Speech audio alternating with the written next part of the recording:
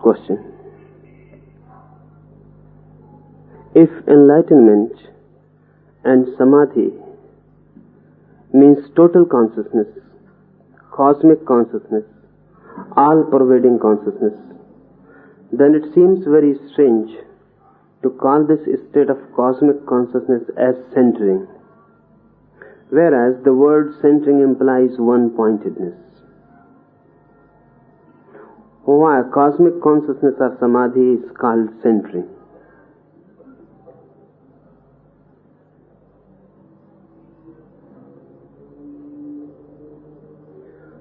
Centering is the path, not the goal.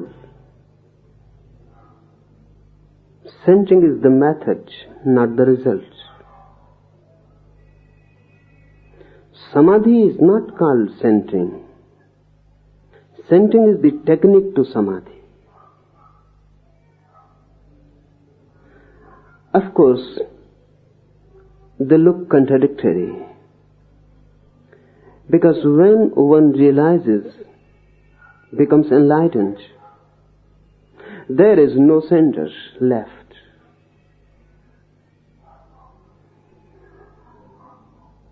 Jacob Boehme has said that when one comes to the divine, we can say it in two ways. Either the center is everywhere now, or the center is nowhere. Both mean the same thing. So the word centering seems contradictory. But the path is not the goal.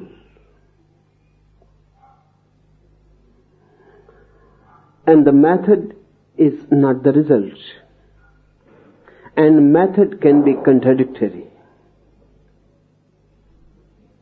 So we have to understand it. These 112 methods are of centering. But once you get centered,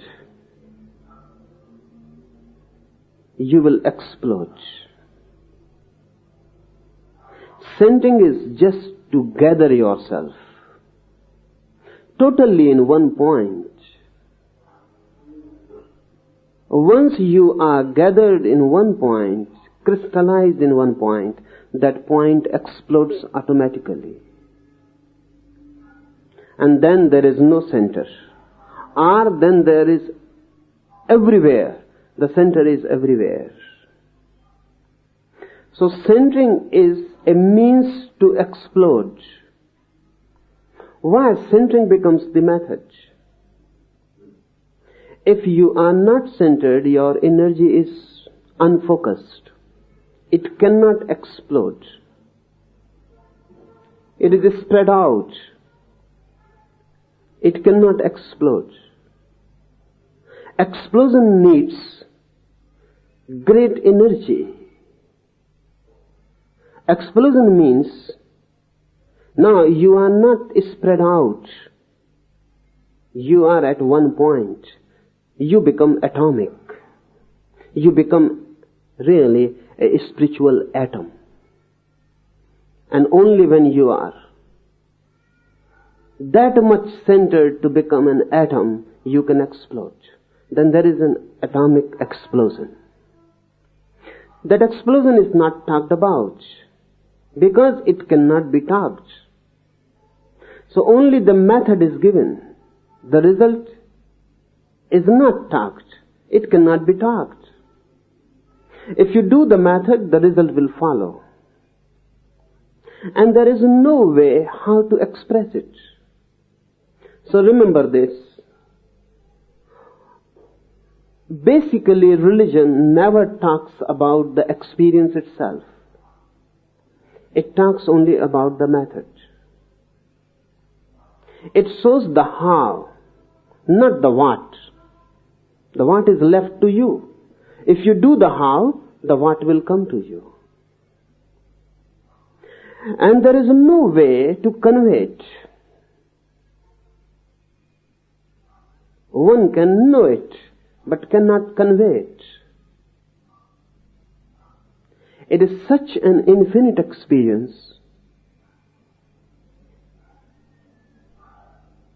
that the language becomes useless.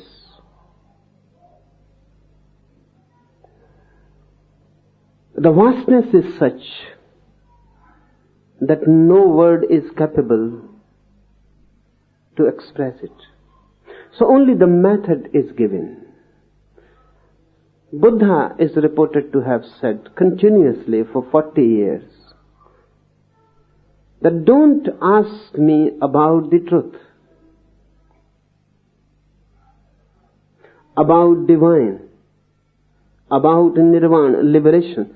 Don't ask me anything about such things. Just ask me how to reach there. I can show you the path, but the experience I cannot give you. Not even in words. The experience is personal. Method is impersonal. Method is scientific, impersonal. Experience is always personal and poetic. What I mean when I differentiate in this way, method is scientific. If you can do it, centering will result. That centering is bound to result if the method is done. If the centering is not resulting, then you can know that you are somewhere missing the point. Somewhere you have missed the method. You have not followed it. Method is scientific, centering is scientific. But when the explosion comes to you, it is poetic. By poetic I mean every one of you will experience it in a different way. Then there is no common ground. And everyone will express it in a different way. Buddha says something, Mahavir says something, Krishna something else. Jesus, Muhammad, Moses, Allah say, they all differ. Not in methods, but the way they express their experience. Only one thing, they all agree, that whatsoever they are saying is not expressing that which they have felt. Only on one point they agree. Still they try. Still they try to convey somehow, to hint. It seems impossible. But if you have a sympathetic heart, something may be conveyed. But that needs a deep sympathy and love and reverence. So really, whenever something is conveyed, it doesn't depend on the conveyor. It depends on you. If you can receive it in deep love and reverence, then something reaches you. But if you are critical about it, then nothing reaches. Firstly, it is difficult to express. Even if expressed, then you are critical. Then the message becomes impossible. There is no communication. The communication is very delicate. That's why in all these 112 methods, it has been left out completely. Only hinted at. Shiva says so many times, do this and the experience. And then he becomes silent. Do this and the blessing. And then he becomes silent. The blessing, the experience, the explosion. Beyond that, there is personal experience.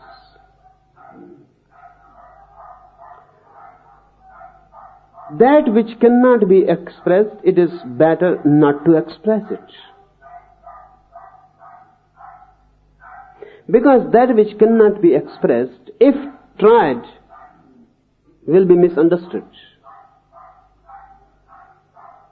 So Shiva is silent. He is talking simply of methods, techniques, how to do it. But centering is not the end. That is just the path. And why centering happens,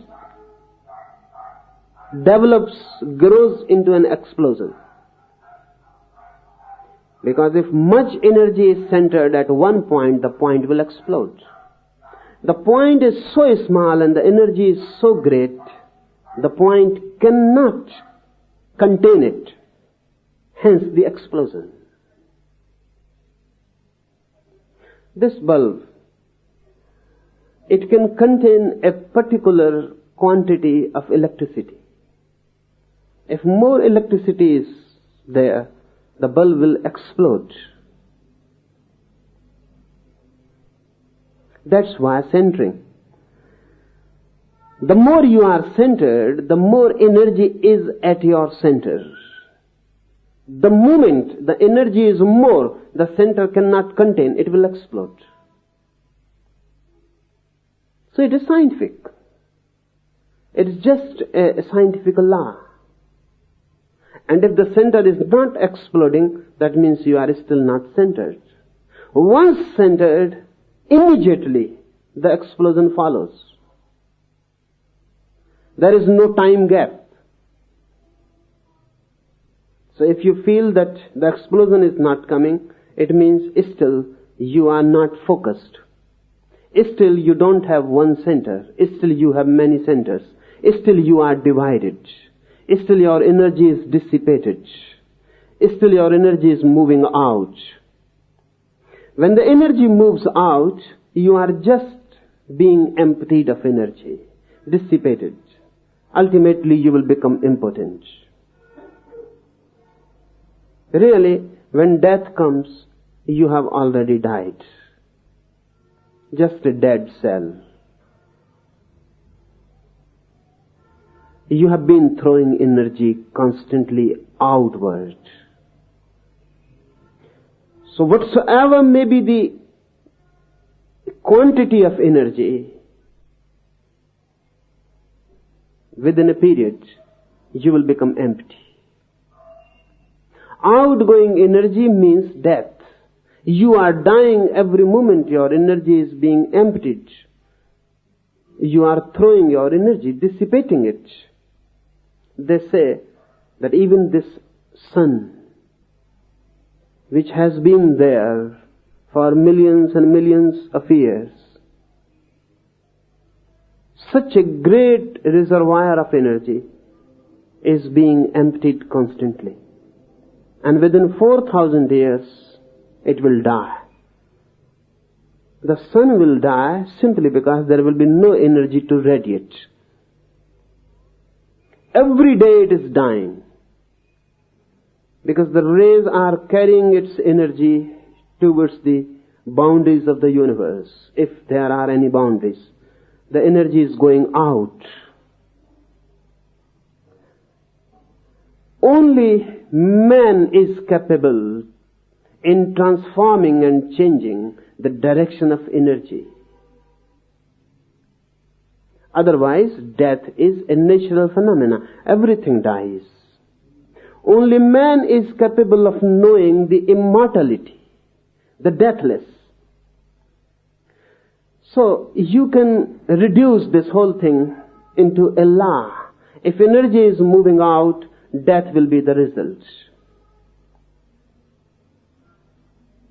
And you can never know what life means. You can only know a slow dying. You can never feel the intensity of being alive. If energy moves out, then death is the automatic result of anything whatsoever. If you can change the direction of energy, energy not moving out but moving in, then a mutation, a transformation happens.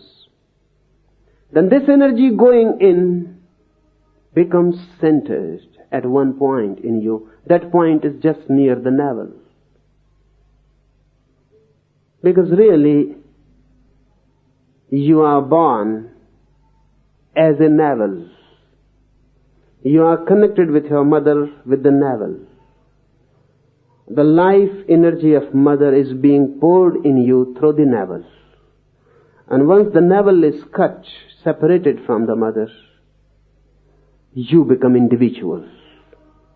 Before that, you are not an individual, just part of your mother. So real birth takes place when the navel cord is cut.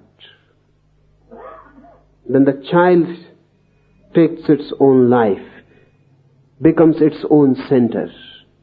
That center is bound to be just at the navel. Because through the navel, life energy was coming to the child. That was the connecting link. And still, you may be aware or not, your navel remains the center. If energy begins to pour in, you change the direction of the energy and it comes in, it will hit the navel. It will go on and will become centered at the navel. When it is so much that the navel cannot contain it, that the center cannot contain it any longer, the center explodes. In that explosion, again, you are no more an individual.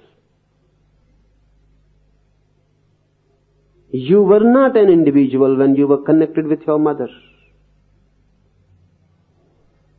Again, you will not be an individual. A new birth has taken place. You have become one with the cosmos. Now you don't have any center. You cannot say, I. Now there is no ego. A Buddha and Krishna go on talking and using the word I. That is simply formal. They don't have any ego. They are not. Buddha was dying. The day he was to die, many people, disciples, sannyasins gathered. And they were sad.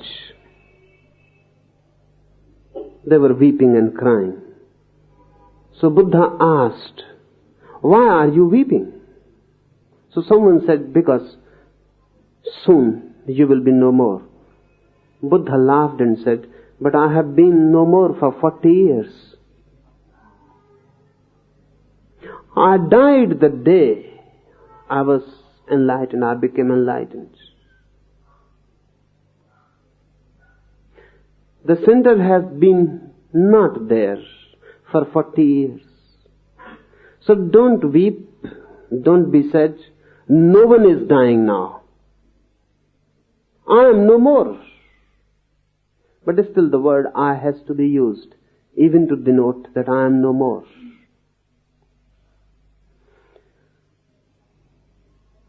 Energy moving in is the whole of all religion. Is what is meant by the religious search. How to move the energy. How to create a total about turn. These methods help. So remember, centering is not samadhi. Centering is not the experience. Centering is the door to the experience. And when there is experience, there is no centering. So centering is just a passage. You are not centered now. You are multi-centered really. That's why I say you are not centered now. Then you become centered. There is only one center. Now, energy moving to multi-centers has come back. It is a homecoming. Now you are at your center. Then explosion. Again, the center is no more. But now you are not multi-centered. Now there is no center at all. You have become one with the cosmos. Now existence and you mean one and the same thing.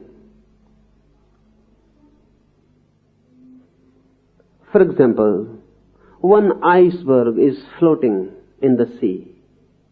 The iceberg has a center of its own. It has a separate individuality.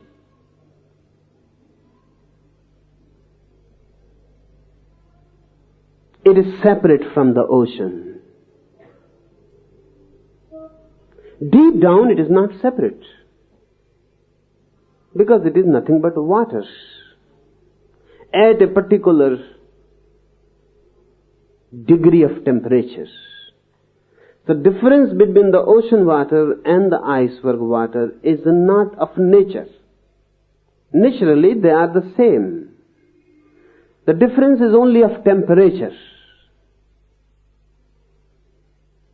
And then the sun rises,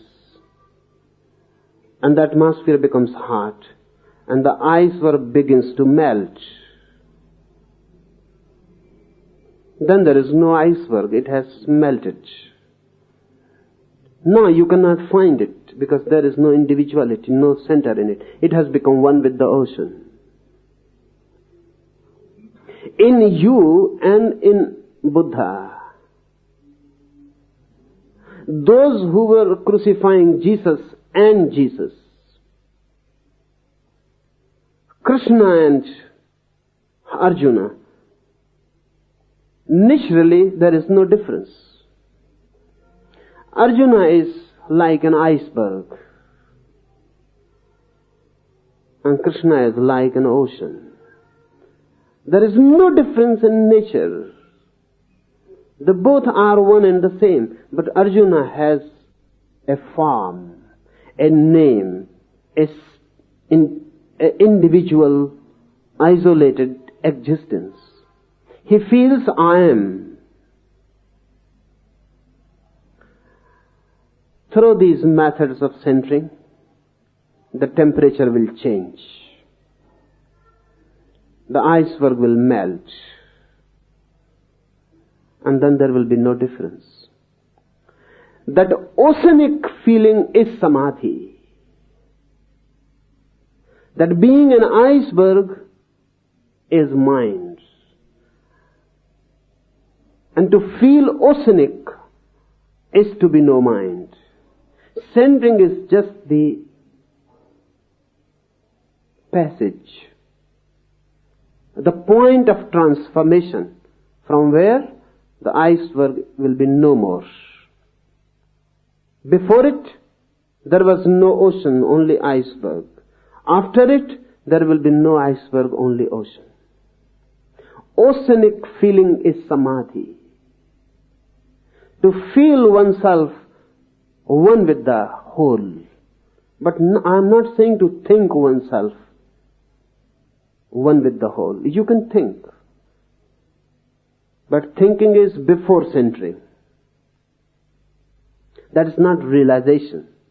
You don't know, you have heard, you have read. You wish that someday this may happen to you also. But you have not realized. Before centering also you can go on thinking. But that thinking is of no use. After centering there is no thinker. You know. It has happened. You are no more. Only the ocean is. Centering is the method. Samadhi is the end. Nothing has been said about what happens in Samadhi. Because nothing can be said. And Shiva is very scientific. He is not interested at all in saying. He is telegraphic. He will not use a single extra word. So he simply hints the experience, the blessing, the happening. Not only this, sometimes he will simply say, then. He will say, be centered between two breaths, and then he will stop. Then, sometimes he will simply say, be in the middle, just in the middle between two extremes, and that. These are indications that, then, the experience, the blessing, the happening, the explosion. But then he stops completely. Why? We would like him to say something more. Two reasons. One, that cannot be explained. Why? It cannot be explained. Because there are thinkers, for example, modern positivists, language analysts and others in Europe. They say that which can be experienced can be explained. And they have a point to make. They say if you can experience it, then why you cannot say it? After all, what is an experience?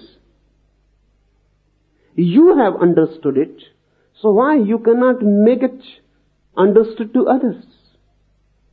So they say, if there is any experience, then it can be expressed. And if you cannot express, it's so simply that there is no experience. Or you are a muddle head, confused, blurred.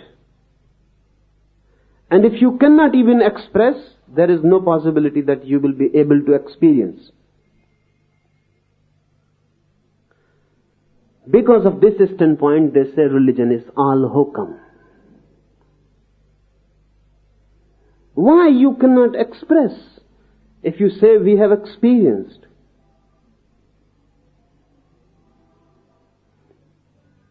Their point appeals to many.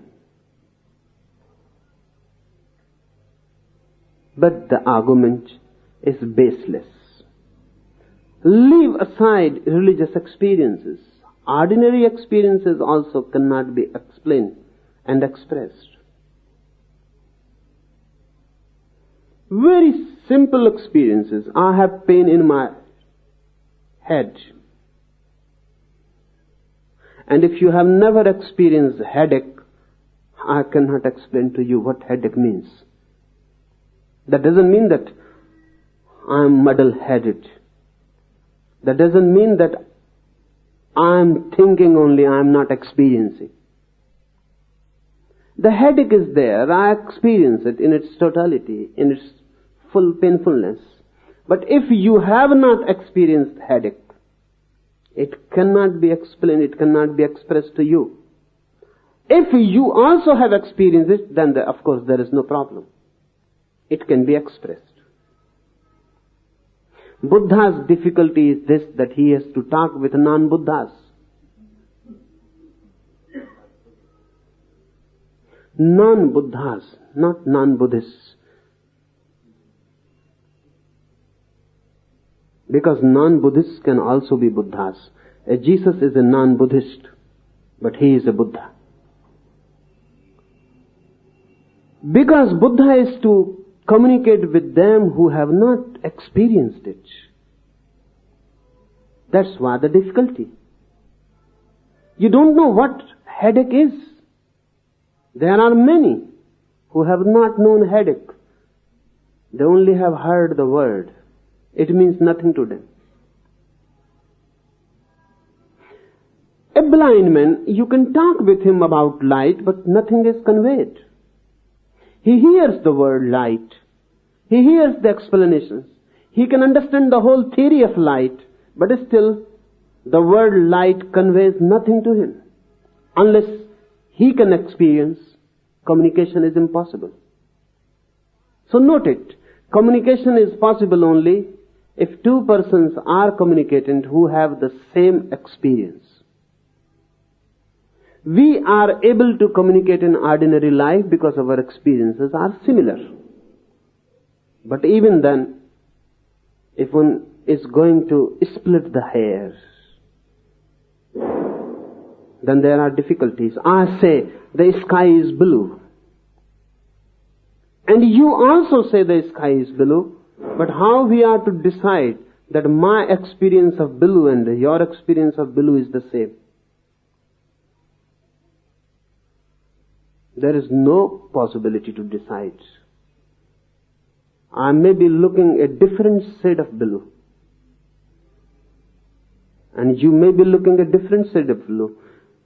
But what I am looking inside, what I am experiencing, cannot be conveyed to you. I can simply say blue. You also say blue. But blue has 1,000 shades. And not only shades, blue has thousands meanings. In my pattern of mind, blue may mean something else. To you, something else. Because blue is not the meaning. Meaning is always in the pattern.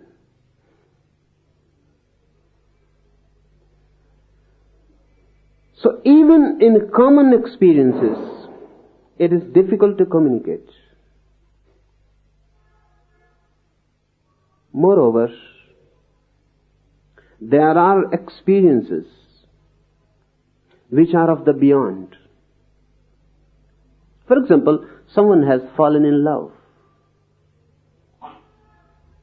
He experiences something. His whole life is at stake, but he cannot explain what has happened to him. What is happening to him? He can weep, he can sing, he can dance. These are indications something is happening in him. But what is happening in him? When love happens to someone, what happens really? And love is not very uncommon. It happens to everyone in some way or other.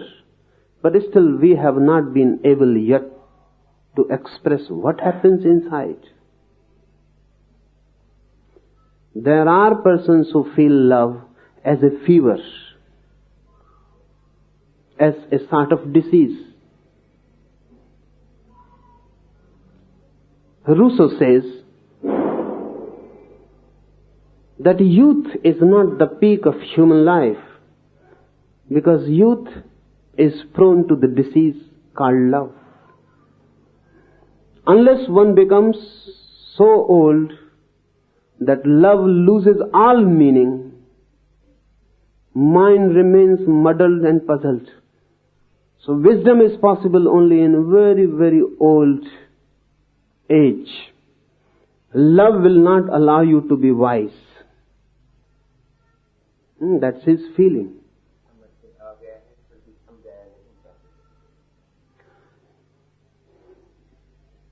There are others who may feel differently.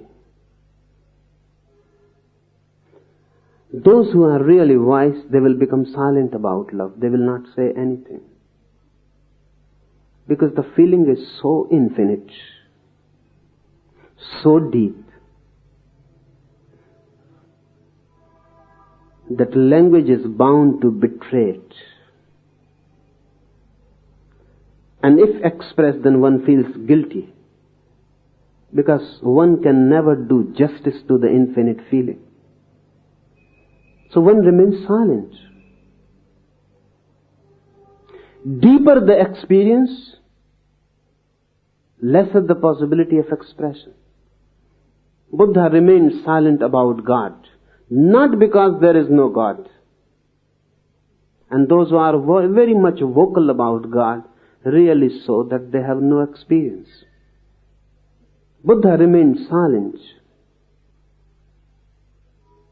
Whenever he will go to any town, he will make a declaration that please don't ask anything about God. You can ask anything but not about God. Scholars, pundits, who have no experience really, but only knowledge, they starting talking about Buddha and creating rumors. He is silent because he doesn't know. If he knows, then why? Why? He will not say. And Buddha will laugh. That laughter can be understood only by a very few. Because if love cannot be expressed, then how God can be expressed? And then any expression is harmful. One thing, that's why Shiva is silent about the experience. He goes to the point from where a finger can be used as an indication, then that the experience, and then he becomes silent. Secondly, even if it can be expressed in a certain way, because even if it cannot be expressed fully, partially, it can be expressed. Even if it cannot be expressed really, then too, some parallels can be created to help. But that too Shiva is not using. And there is a reason. Because our mind is so greedy that whenever something is said about that experience, the mind clings to it. And then the mind forgets the method and remembers the experience.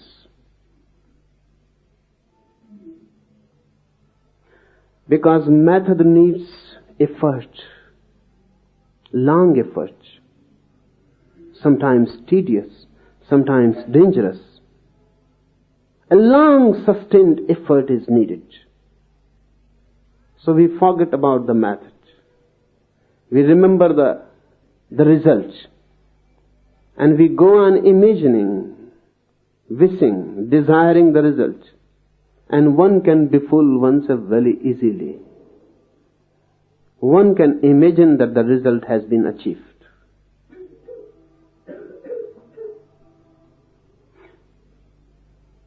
Someone was here a few days before.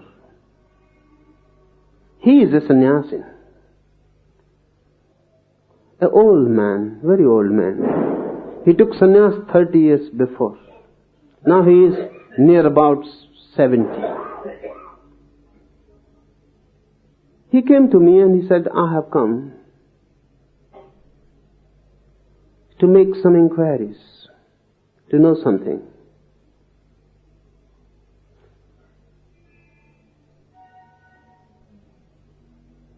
So I asked him, what do you want to know? Suddenly he changed. He said, no, not to know really, just to meet you. Because whatsoever can be known, I have known already.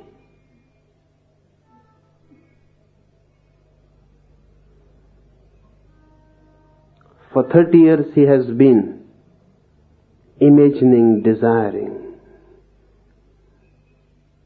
desiring about bliss, divine experiences. And now, at this time of his age, he has become weak and the death is near. Now he is creating hallucinations that he has experienced. So I told him, if you have experienced, then keep silent. Be here with me for a few moments, because then there is no need to talk. Then he became restless. He said, okay, then suppose that I have not experienced, and tell me something. So I told him there is no possibility of anything for me to suppose. Either you have known, either you have not known. So be clear about it. If you have known, then keep quiet. Be here for a few moments and then go. If you have not known, then be clear. Then tell me so.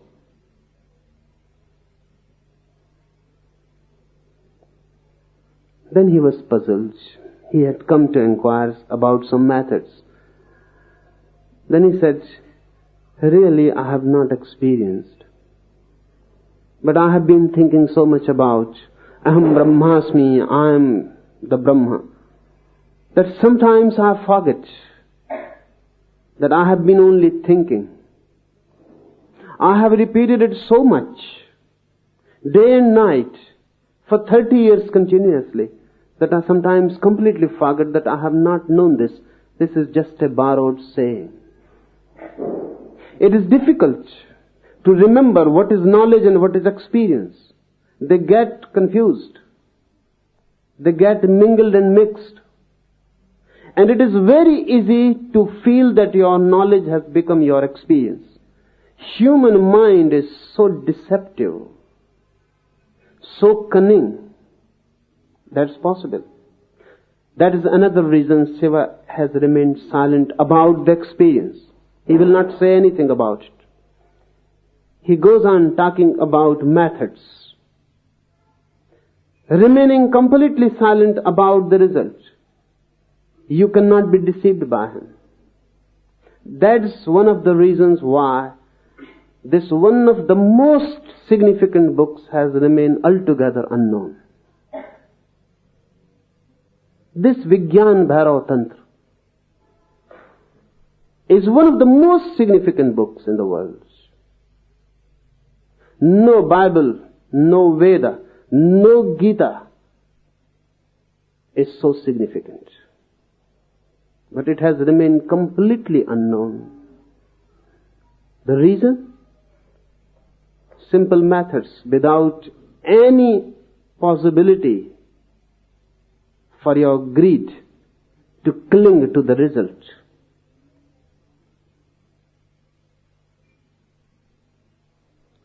Mind wants to cling to the result. Mind is not interested in the method. It is interested in the end result. And if you can bypass the method and reach the result, mind will be as happy as anything.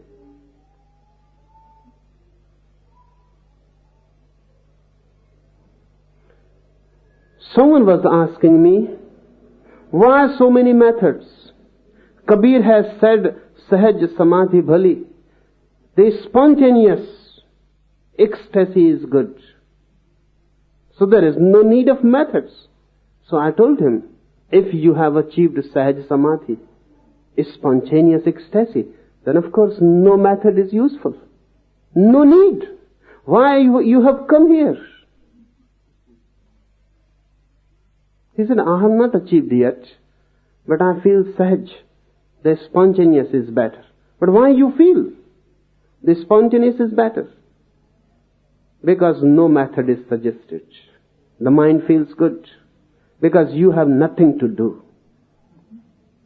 And without doing everything. Because of this, Zen has become a craze in the West. Because Zen says, achieve it effortlessly. There is no need of effort. Zen is right. There is no need of an effort. But remember, to achieve this point of no effort will need a long, long effort. To achieve a point where no effort is needed. To achieve a point when you can remain in non-doing, a long effort will be needed. But the superficial conclusion that Zen says no effort is needed has become very appealing in the West. If no effort is needed, then the mind says this is the right thing. Because you can do it without doing anything. But no one can do it. Suzuki, who made Zen known in the West, has done a service and also a disservice.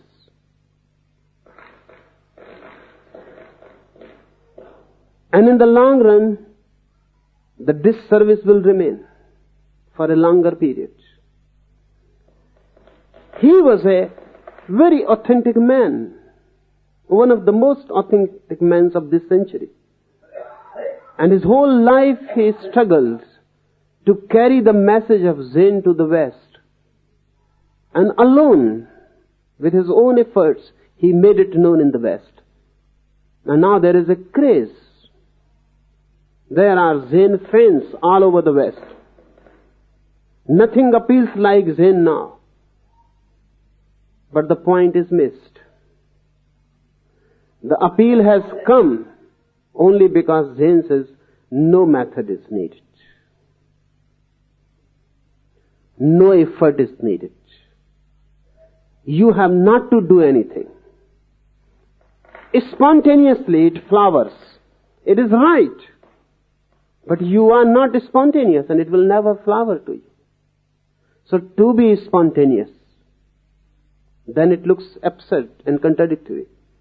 To be spontaneous, many methods are needed. To purify you, to make you innocent, so that you can be spontaneous. Otherwise you cannot be spontaneous in anything.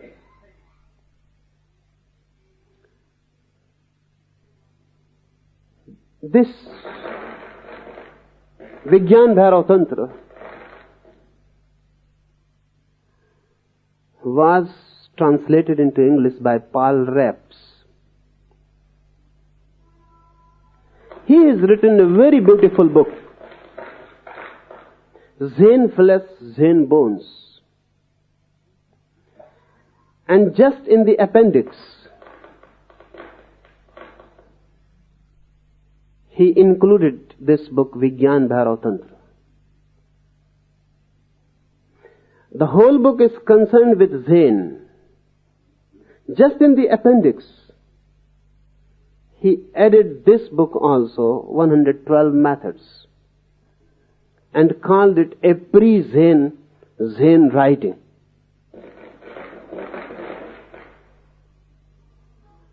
Many Zen followers didn't like this because they say Zen says no effort is needed and this book is concerned only with effort.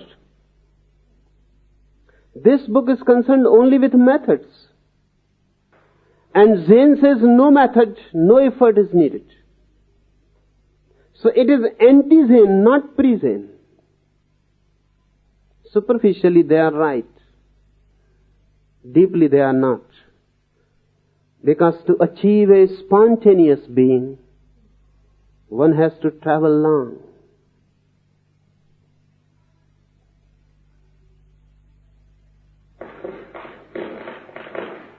One of Gurdjieff's disciples, Ouspensky, used to say, whenever someone will come to Ouspensky to ask about the path, he will say, we don't know anything about the path. We only teach about some footpaths which lead to the path. The path is not known to us.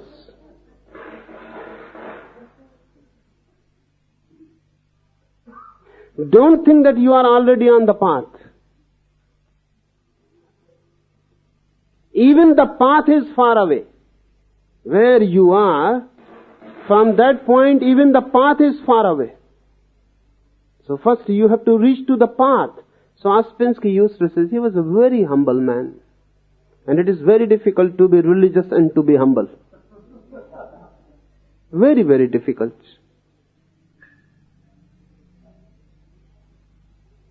Because once you begin to feel that you know, the head goes mad. He will always say, we don't know anything about the path. It is very far away. And there is no need just now to discuss about it. Wherever you are, first you have to create a link, a small bridge, a footpath for you, which will lead you to the path. Spontaneity, Sahaj Yoga, is very far away from you. The place you are totally artificial and cultivated and cultured. Nothing is spontaneous. Nothing, I say, is spontaneous. When nothing is spontaneous in your life, how religion can be spontaneous? When nothing is spontaneous. Even love is not spontaneous. Even love is a bargain. Even love is a calculation. Even love is an effort. Then nothing can be spontaneous. And to be spontaneously explode into the cosmos is impossible. The situation you are in, from that situation it is impossible. First you will have to throw all your artificialities, all your false attitudes, all your cultivated conventions, all your prejudices. Only then a spontaneous happening will be possible. These methods will help you to come to a point from where nothing is needed to be done. Just your being is enough. But mind can deceive. And mind easily deceives because then it gets consolation.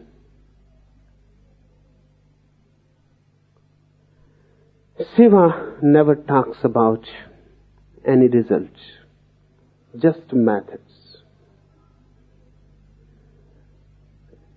Remember this emphasis. Do something so that a movement may be possible when nothing is needed. Your simple being dissolves into the cosmos.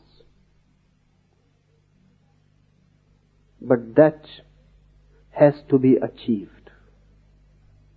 Zane's appeal is for wrong reasons, and the same is true for Krishnamurti. Because he says no yoga is needed. No method is needed. Really, he says there is no method of meditation. He is right. He is right. But Shiva says 112 methods are there of meditation. And Shiva is also right. And as far as you are concerned, Shiva is more right. And if you have to choose between Krishnamurti and Shiva, then choose Shiva. Krishnamurti is of no use to you. Even this can be said to help you that Krishnamurti is absolutely wrong. Remember, I say to help you.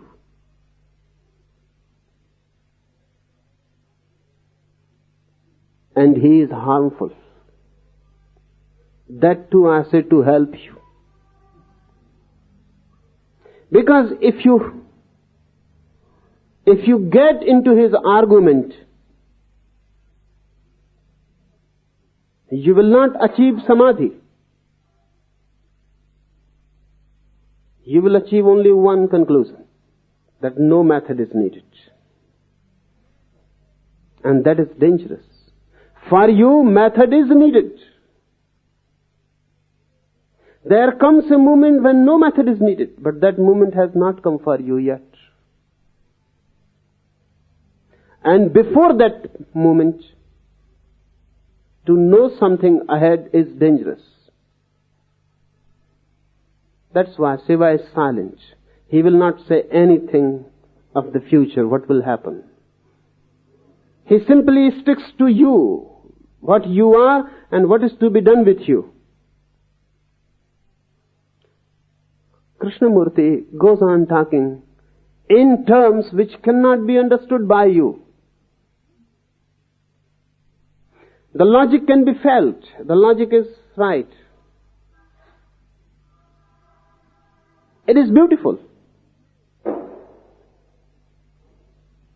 It will be good if you can remember the logic of Krishnamurti. He says, that if you are doing some method, then who is doing that method? The mind is doing. And how any method done by mind can dissolve mind. Rather, on the contrary, it will strengthen more. It will strengthen your mind more. It will become a conditioning. It will be false. So meditation is spontaneous. You cannot do anything about it. What can you do about love? Can you practice any method? How to love? If you practice, then your love will be false. It happens. It cannot be practiced. If even love cannot be practiced, how prayer can be practiced? How meditation can be practiced? The logic is exactly, absolutely right. But not for you. Because listening to this logic continuously, you will be conditioned by this logic. And those who have been listening Krishnamurti for 40 years, they are the most conditioned person I have come across.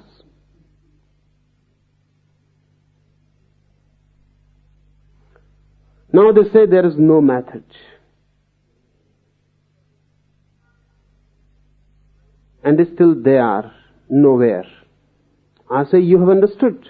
There is no method and you don't practice any method.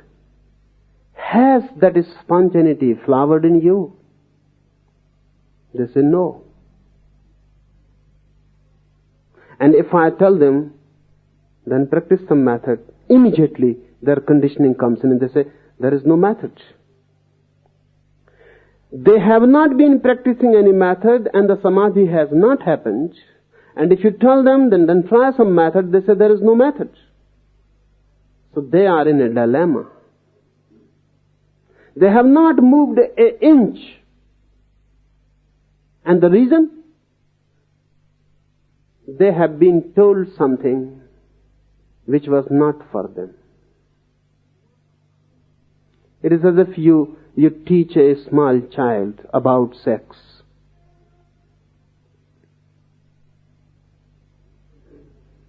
You can go on teaching, but you are telling something which is yet meaningless for the child. And your teaching may be dangerous, because you are conditioning his mind. And it is not his need.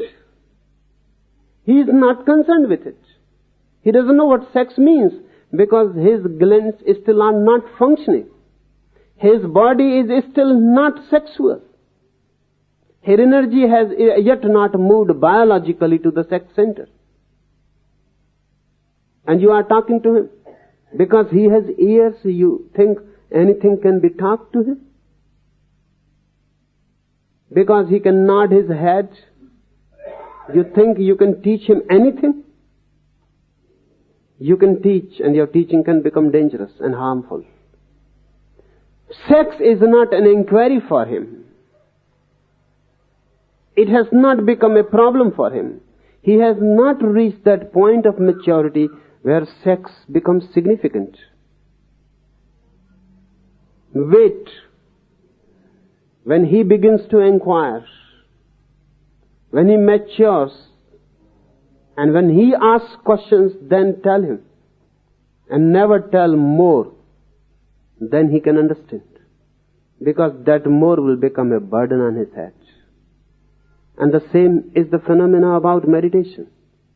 You can be talked only about methods, not about results. That is taking a jump. And without getting a foothold on the method, taking the jump means simply a cerebral affair, a mental affair. And then you will miss always the method. It is like a small children doing arithmetic.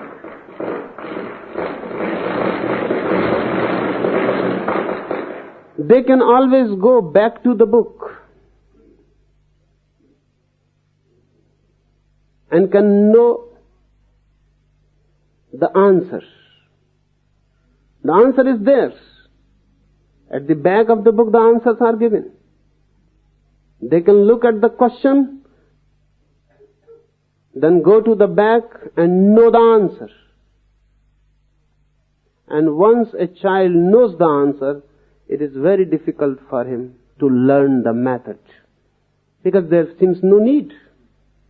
When he already knows the answer, there is no need. And really, he will do the whole thing in reverse order. Then through any false pseudo method, he will arrive to the answer. The real thing, he knows the answer, so he can arrive to the answer just creating a false method. And this happens so much in religion that it seems, as far as religion is concerned, everyone is just doing like children. The answer is not good for you. The question is there, the method is there, and the answer must be reached by you. No one else should give you the answer. So real teachers don't help you to know the answer before the process is done. They simply help you to go through the process. Rather, on the contrary, even if you have known somehow, even if you have stolen some answer from somewhere, they will say, this is wrong. It may not be wrong. They will say, this is wrong. Throw this. It is not needed. They will debar you from knowing the answer before really you come to know it. That's why no answer is given. Shiva's beloved Devi has asked him questions. He is giving simple methods. The question is there, the method is there. The answer is left to you to be worked out, to be lived out. So remember, centering is the method, not the result. The result is cosmic, oceanic experience. There is no center then.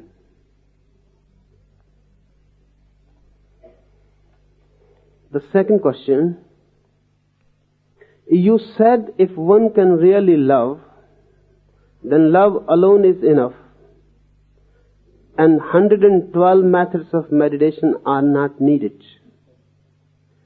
As you explained real love, I feel really that I love, I believe. But the bliss I encounter in meditation feels to be of quite another dimension than the deep contentment I experience from love. And I cannot imagine being without meditation also. So explain more about how love alone without meditation can be enough. Many things will have to be understood. One, if you are really in love, you will not inquire at all about meditation.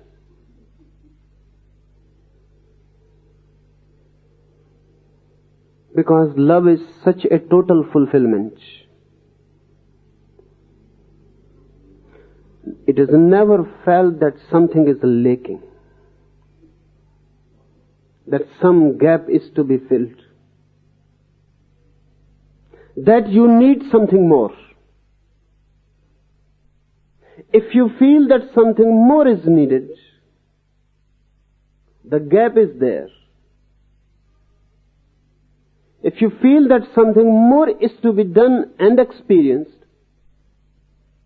then love is just a feeling, not a reality. I don't doubt your belief. You may believe that you are in love. Your belief is authentic. You are not deceiving anyone. You feel that you are in love, but the symptoms show that you are not. What is the symptom of being in love?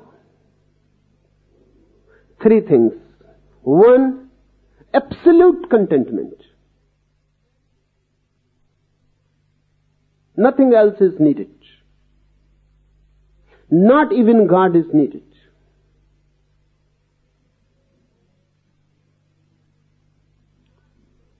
Second, no future. This very moment of love is eternity. No next moment, no future, no tomorrow. Love is a happening in the present. And thirdly, you cease. You are no more. If you are still, then yes, still, you have not entered the temple of love. If these three things happen that you are not, then who is going to meditate? If there is no future, then all methods become useless, because methods are for the future, for a result. And if this very moment you are content, absolutely content, where is the motivation to do anything? There is a school of psychologists, and one of the most significant trends in modern thinking. It started with Wilhelm Reich. He says that because of the lack of love, every mental disease arises. Because you cannot feel deep love, you cannot be in it totally, then this unfulfilled being craves for fulfillment in multi-dimensions.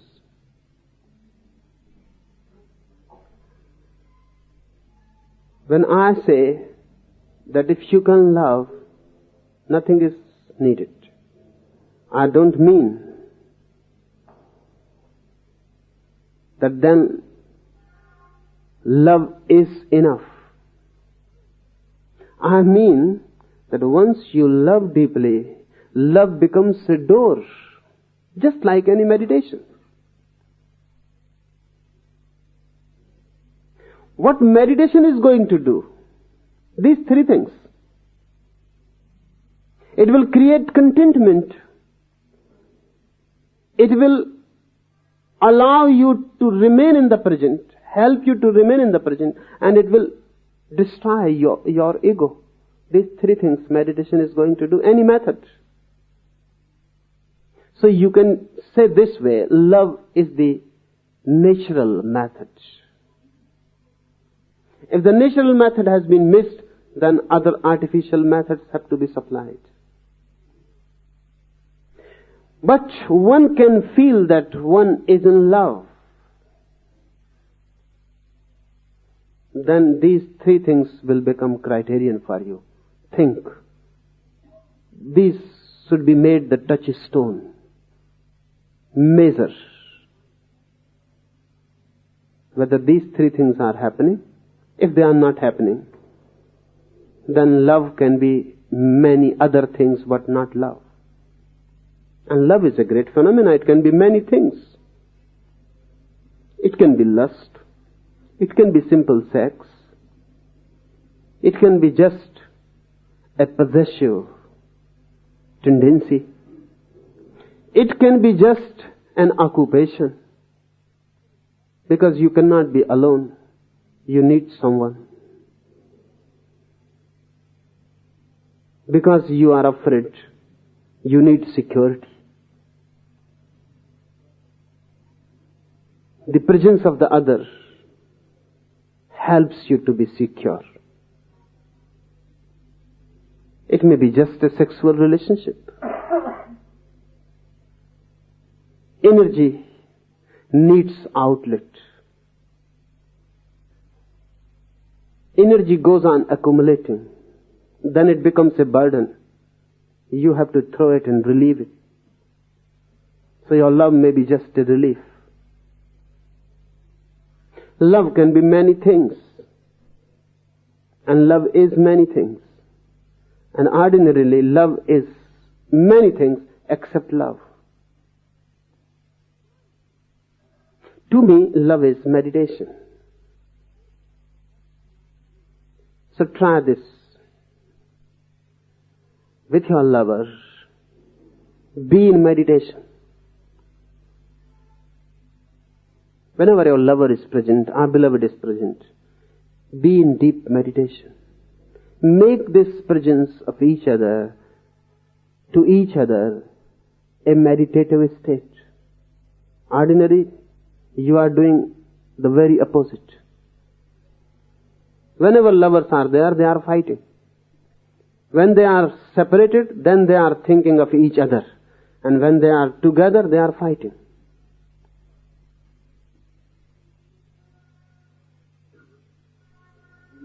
When they are separated again, then again they are thinking about each other. When they are put together, again the fight starts.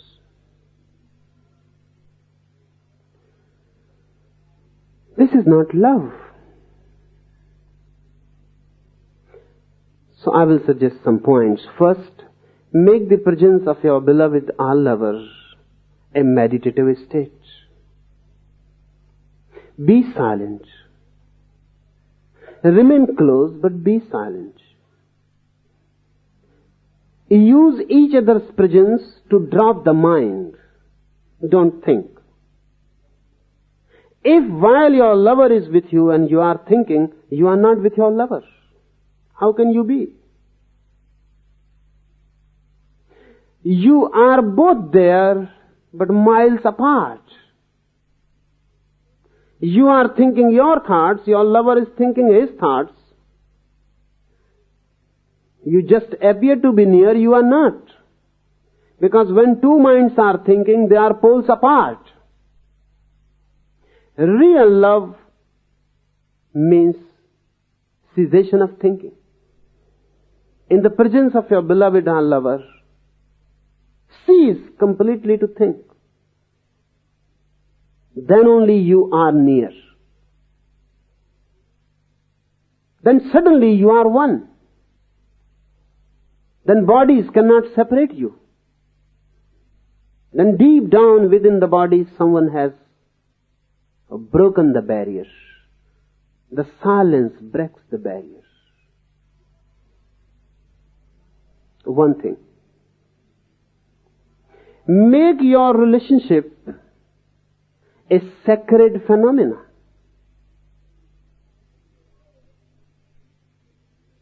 When you are really in love, the object of love becomes divine. If it is not, then no, well, it is not a love relationship. It is impossible. A love relationship is not a profane relationship. But have you ever felt any reverence for your beloved? You may have felt many other things, but never reverence. It seems inconceivable. But India has tried many ways. That's why India has been insisting that this love relationship between man and woman should be a sacred phenomenon. Not a worldly relationship.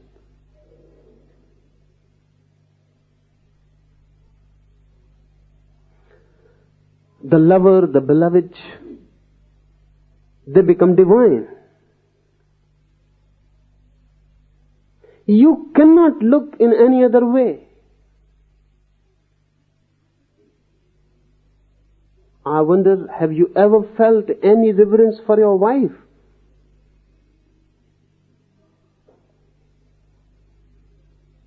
The very thing seems irrelevant. Reverence for wife? There is no question. You can feel condemnation. You can feel everything, but never reverence. The relationship is just worldly. You are using each other. And the wife may say that she respects his husband. I have not seen a single wife who really respects. Traditionally, because it has been a convention to respect the husband, the wife goes on saying she respects. And she will not even utter his name. Not because of respect, because she can utter anything. But she will not utter his name. Just traditionally.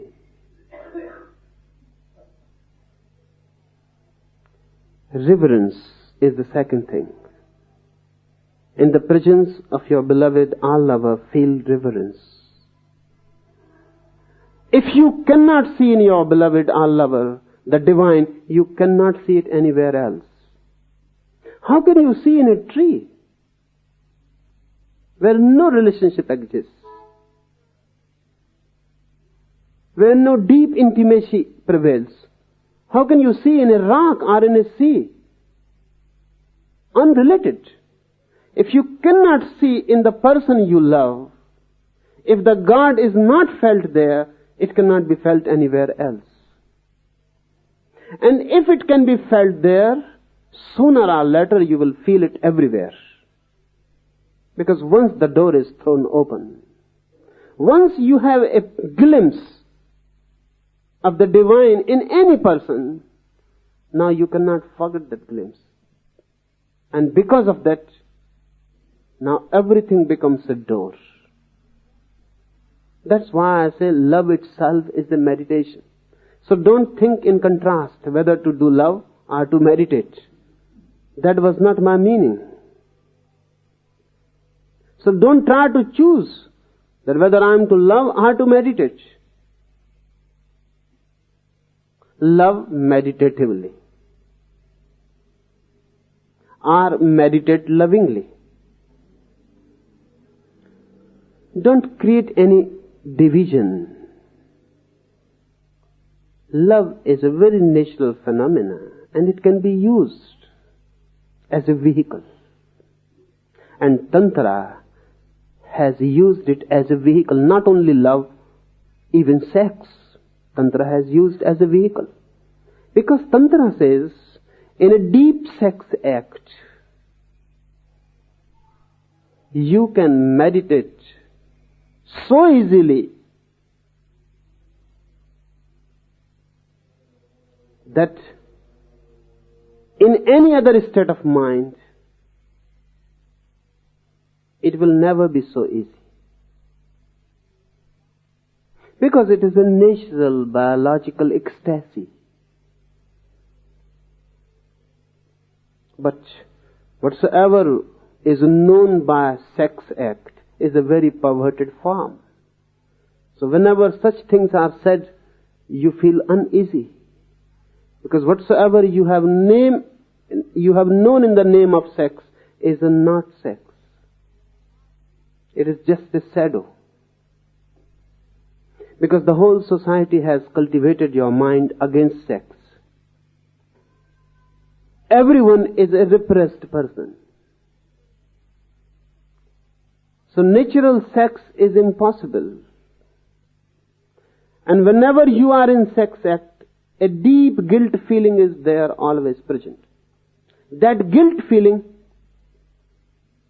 becomes a barrier. And one of the greatest opportunities is lost. While you could go deep down into yourself. Tantra says, in sex act, be meditative. Feel the whole phenomena as holy.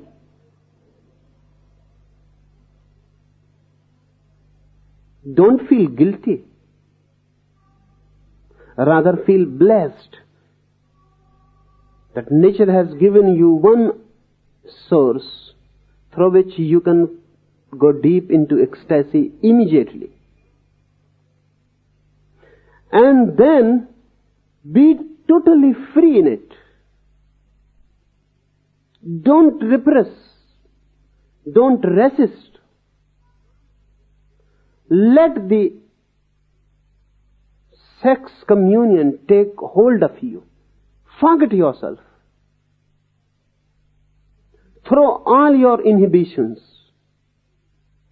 Be absolutely natural.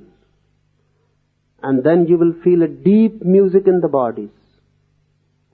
Then both bodies will become one harmony. Then you will forget completely that you are, and still you will be. Then you will forget the I. There will be no I. Just existence, playing with existence. One being with another. And the two will become one.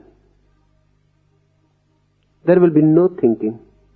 Future will cease. You will be in the present, this very moment. Without any guilt, without any inhibition. Make it a meditation. And then sex is transformed. Then sex itself becomes a door. And if sex becomes a door, by and by sex ceases to be sexual. And the moment comes, sex has gone. Only the perfume has remained. That perfume is love.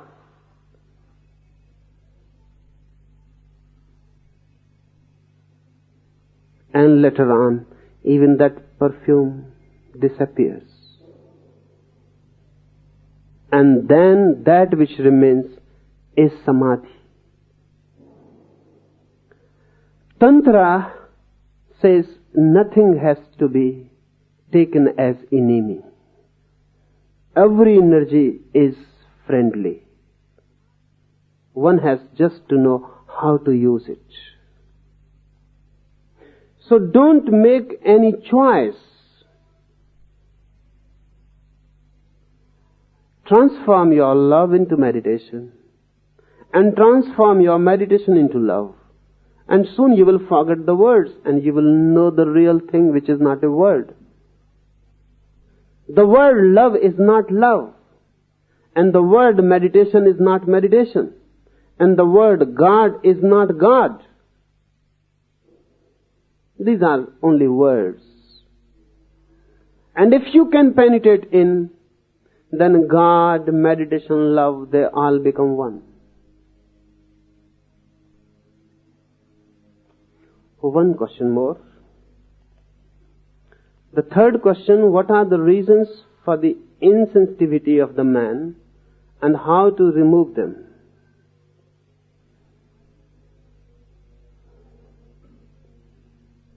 The child is born. The child is helpless. Particularly the human child is totally helpless. He has to depend on others to be alive, to remain alive. This dependence is a bargain. Child has to give many things in bargain. Sensitivity is one. The child is sensitive. His whole body is sensitive. But he is helpless. He cannot be independent. He has to depend on parents, on family, on society. And he will have to depend. Because of this dependence and helplessness, the parents, the society, they go on forcing things on the child and he has to yield. Otherwise he cannot remain alive. He will die. So he has to give many things in bargain. The first and very deep and significant thing is sensitivity. He has to leave it. Why? Because the more the child is sensitive, the more he is in trouble.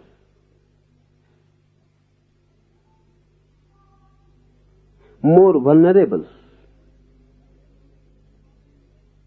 A slight sensation and he begins to cry. The cry has to be stopped by the parents. And they cannot do anything. But if the child goes on feeling every detail of sensations, the child will become a nuisance. And children become nuisance. So parents have to curtail their sensitivity.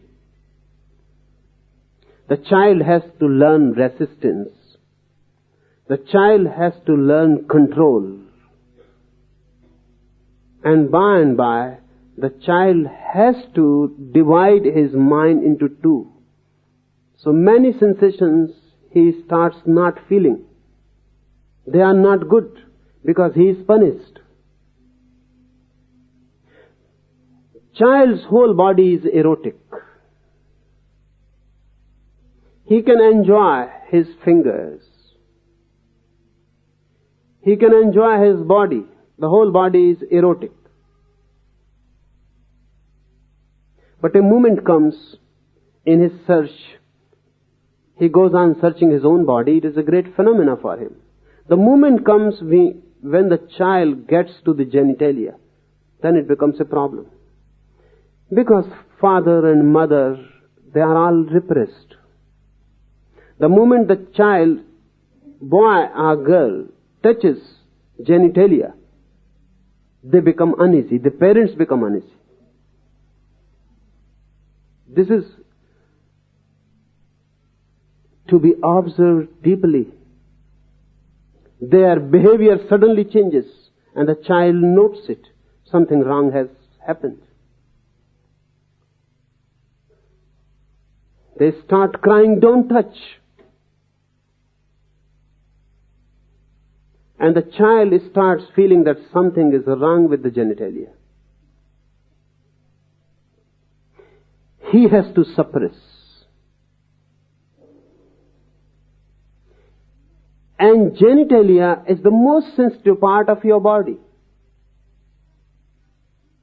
Most sensitive, most alive part of your body, most delicate. Once genitalia is not allowed to be touched and enjoyed, you have killed the very source of sensitivity. Child will become insensitive. The more he will grow, the more insensitive. So the first, it is a bargain. Necessary but evil. And the moment one begins to understand, this bargain has to be thrown and you have to regain your sensitivity. The second, because of security. I was with a friend for many years. I lived in his bungalow.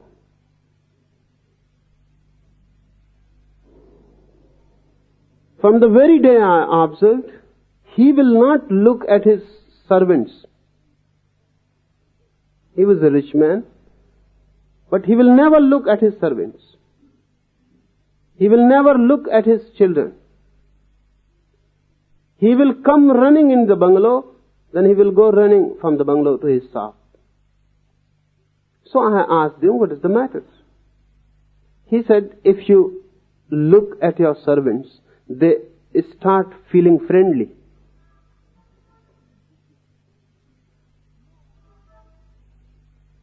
And then they start asking about money and this and that.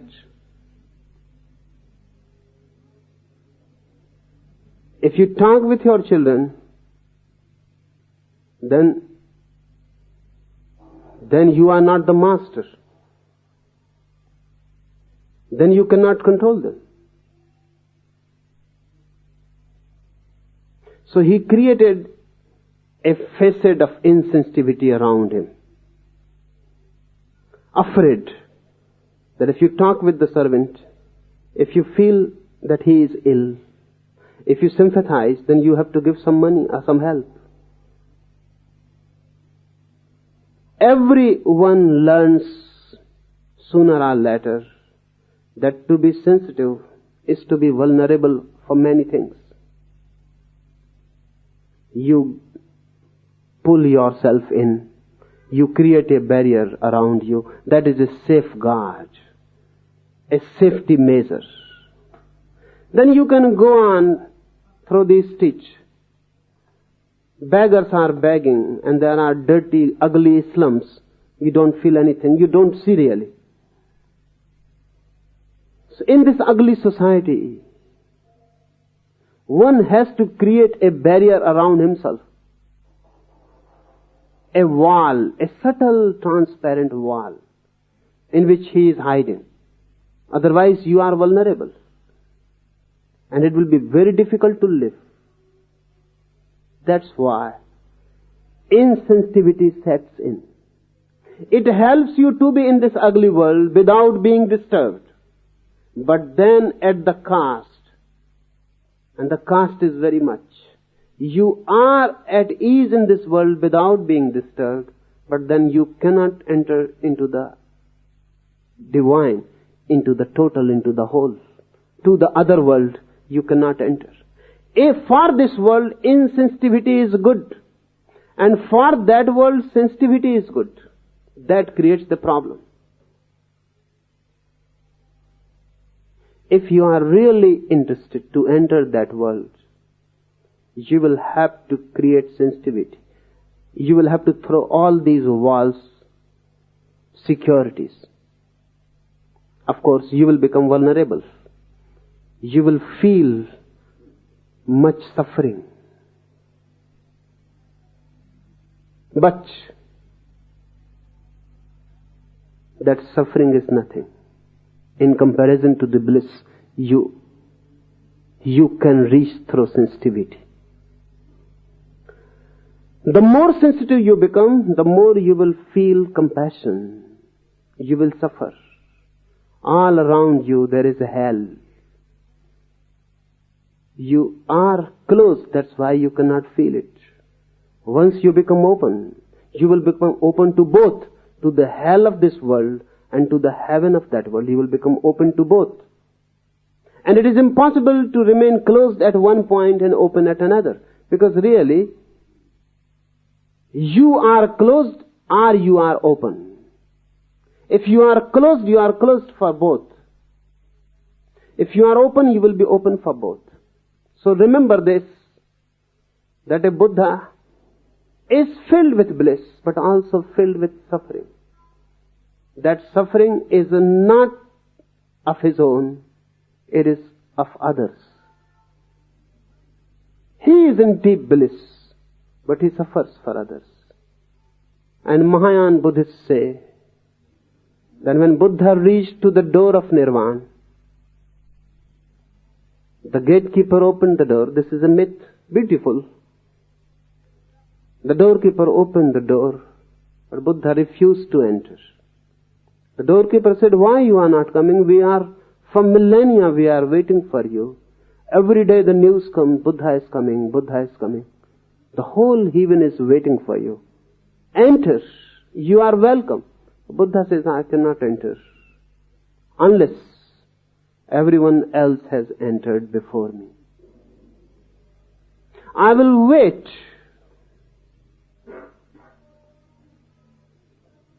unless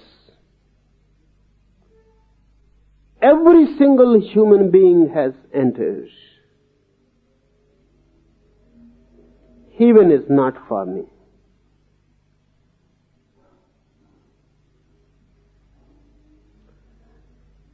Buddha has a suffering for others. Himself, he is now deep in bliss. See the parallels. You are deep in suffering, and you go on feeling that everyone else is enjoying life. Quite the contrary happens to a Buddha. He is now in deep bliss, and he knows, Everyone else is suffering.